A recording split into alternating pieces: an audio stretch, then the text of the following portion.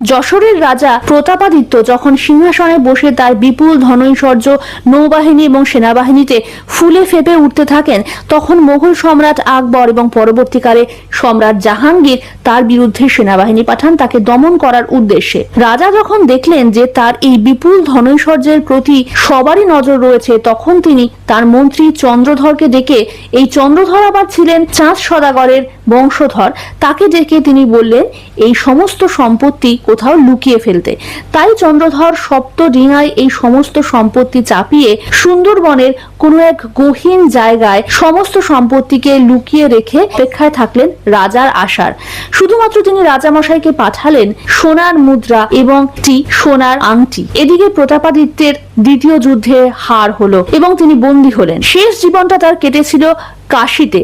সেখানে এক ব্রাহ্মণ তাকে সেবা করেন এবং সেই ব্রাহ্মণ যাতে পরবর্তীকালে তার এই সেবার মর্যাদা পান, তার জন্যই প্রতাপাদিত্য তার সেই অঙ্গুরীয় এবং সোনার মুদ্রাটি দিয়ে গেছিলেন তাকে। কিন্তু তিনি সেই ধন সম্পত্তি খুঁজে বার করতে অসমর্থ থাকেন। বর্তমান সময়ে সোনাদা কি উদ্ধার করতে পারবে এই বিপুল গুপ্তধন? বাকি গল্প। যে ব্রাহ্মণ মহারাজ প্রতাপাদিত্যের সেবা করেছিলেন, তার বংশধর নিশানাথ চট্টোপাধ্যায় ডেকে পাঠান সোনাদা অ্যান্ড কোম্পানিকে সেই গুপ্তধন উদ্ধারের জন্য। বলেন তার বাবা এই সংকেত উদ্ধারের কাজে অনেকটাই এগিয়েছিলেন। তিনি তার জন্য রেখে গেছেন সেই স্বর্ণমুদ্রা, আংটি ও একটি সূত্র বা ধাঁধা। সেই ধাঁধার সমাধান করে সোনাদা, আবির ও ঝিনুক খুব সহজেই পেয়ে যায় একটি ডায়েরি, যাতে লেখা ছিল গুপ্তধন পাওয়ার সংকেত।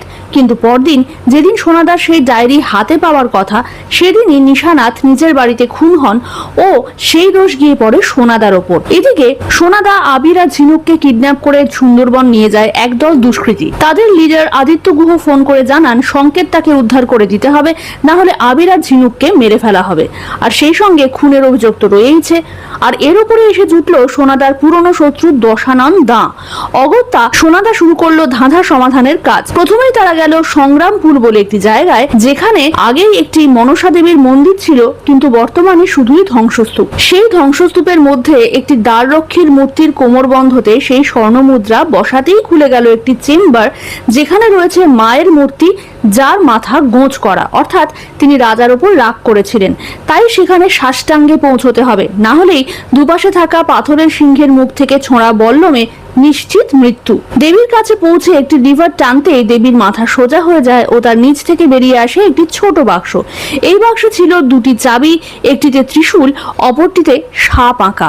এদিকে পুলিশও তাদের পেছনে এসে পড়ে সুন্দরবনে। সোনাদারা দশাননের ডেরা থেকে পালায়। তারপর বহু কষ্টে একজনের কাছ থেকে একটি বোট নিয়ে পৌঁছে যায় পরের সংকেতের জায়গায়। প্রতি জায়গাতেই ছিল একটি সাপের চিহ্ন, কিন্তু সেখানেও বিপদ। একটি আদিবাসী গোষ্ঠী ঘিরে ফেলে তাদের সর্দার জানায় সে চন্দ্রপতি, চন্দ্রধরের বংশধর। তারা যুগ যুগ ধরে সেখানেই রয়ে গেছে। তারা চন্দ্রধরের সেই গুপ্তধনের সন্ধান পায়নি, তাই অন্যদেরও পেতে দেবে না।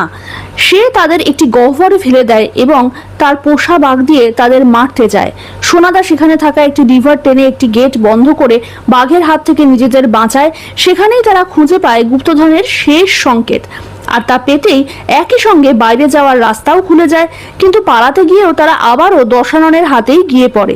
সারা রাত বন্দি থেকে পরদিন ভোর রাত থাকতেই তারা বেরিয়ে পড়ে সেই জায়গার উদ্দেশ্যে, কারণ সংকেতে লেখা ছিল প্রথম সূর্যের আলোর কথা, যা থেকে বোঝা যাবে ঠিক কোথায় রয়েছে গুপ্তধন। সঠিক জায়গায় এসে পৌঁছানোর প্রায় সঙ্গে সঙ্গেই সেখানে এসে উপস্থিত হয় আদিত্য গুহ। আর সে আর কেউ নয়, ছিল স্বয়ং নিশানাথ চট্টোপাধ্যায়। নিশানাথ জানায় যে সে বিদেশে থাকাকালীনই জড়িয়ে পড়ে নানা কুকর্মে এবং ছদ্মনামে হয়ে ওঠে আন্ডারওয়ার্ল্ডের একজন। নিশানাথ সম্পত্তি সরকারের ঘরে দিতে রাজি নয়, তাই এই খুনের অবতারণা। পোস্টমর্টেম ইত্যাদি সে করিয়েছে পুলিশকে হাত করে। ইতিমধ্যে সূর্যের প্রথম কিরণ এসে পড়ে সেখানে থাকা অনেকগুলো লোহার সাপের একটার মাথায়, আর সেটা সরাতেই খুলে যায় গুপ্তধনের দরজা। দুজন অত্যুৎসাহী আগেই সেখানে ঢুকে পড়ে, কিন্তু সোনাদা বাকিদের যেতে বারণ করে। সেই দুজন সেখানেই আটকা পড়ে যায়। কারণ সেটা আসল দরজা ছিল না। সোনাদা বলে, চন্দ্রবতী বলেছিল যখন চন্দ্রধর এখানে আসেন তখন ছিল ঘোর বর্ষা, তাই তখন সূর্যের অবস্থান ছিল অন্য। সেই মতো আন্দাজ করেই আরেকটা সাপের মাথা সরাতেই আসল দরজা খুলে যায়। সেখানে ঢুকে সবাই দেখে সেটা আসলে বেহুলার বাসর ঘরের আদলে তৈরি।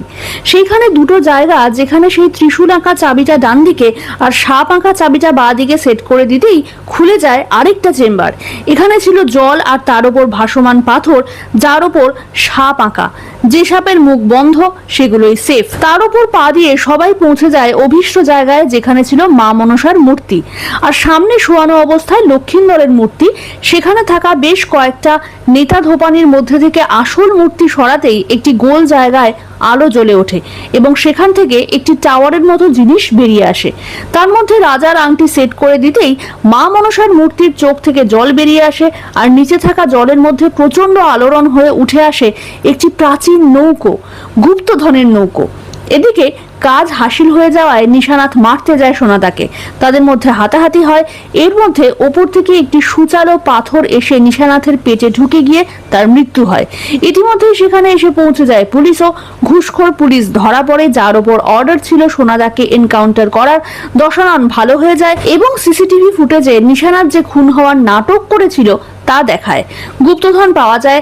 দশানন এবং তার সাঙ্গপাঙ্গদের অ্যারেস্ট হতেই হয়। আর অবশেষে রাজা প্রতাপাদিত্যর সেই গুপ্তধন সরকারের হাতে চলে যায়। সোনাদাও খুনের অভিযোগ থেকে অব্যাহতি পায়। আবির ঝিনুকের বিয়ে আর পরের অ্যাডভেঞ্চারের আশা জাগিয়ে শেষ হয় সপ্তডিঙার গুপ্তধন।